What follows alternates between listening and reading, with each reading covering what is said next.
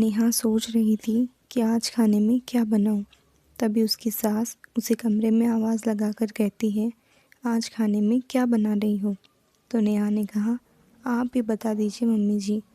तब उसकी सास ने कहा, ठीक है तुम कढ़ी चावल बना दो। पास में ही बैठी ननद ने कहा, हाँ भाभी, बहुत दिन हो गए हैं कढ़ी चावल खाए हुए। नेहा थोड़ा सोचते हुए बोली, ठीक है मम्मी जी, और किचन में चली गई।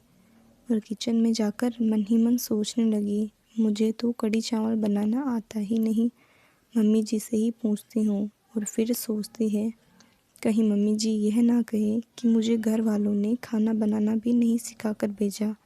बहुत कहा माँ ने खाना बनाना सीख ले, पर मैंने उनकी एक नहीं सुनी। क्या करूँ, माँ को ही फ़ोन करके पूछ लेती हूँ। माँ को फ़ोन लगाया और पूछा कि माँ कढ़ी कैसे बनाते हैं।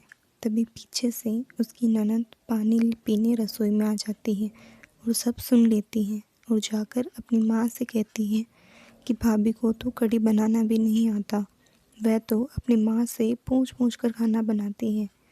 तभी सास नेहा को आवाज़ लगाती है और पूछती है, खाने की तैयारी हो गई नेहा। तो नेहा बोलती है, वही करने जा रही थी मम्मी जी। सास ने पूछा, किसका फ़ोन था। तो नेहा ने डरते हुए कहा, वो माँ का फ़ोन था। तभी उसकी ननद ने कहा, माँ से क्या बात हो रही थी, यह भी बताओ माँ को। तब नेहा ने डरते हुए कहा, धीरे से कहा, माँ जी वह मुझे कढ़ी बनाना नहीं आता। तो सास ने कहा, बस इतनी सी बात, इसके लिए अपनी माँ को परेशान करने की क्या ज़रूरत थी। अपनी ननद से पूछ लेती, यह बहुत अच्छी कढ़ी बनाती हैं। तो ननद ने हैरान होकर कहा, मुझे नहीं आती कढ़ी बनानी। तो सास ने कहा, चुगली तो तुम ऐसे कर रही थी जैसे तुम्हें बहुत अच्छी कढ़ी बनानी आती हो। चलो मैं तुम दोनों को कढ़ी बनाने सिखाती हूँ।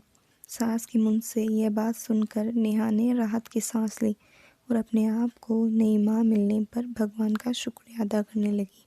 दोस्तों, आपको ये कहानी कैसी लगी कमेंट बॉक्स में ज़रूर बताएं। वीडियो अच्छी लगी हो तो वीडियो को लाइक और चैनल को सब्सक्राइब ज़रूर करें।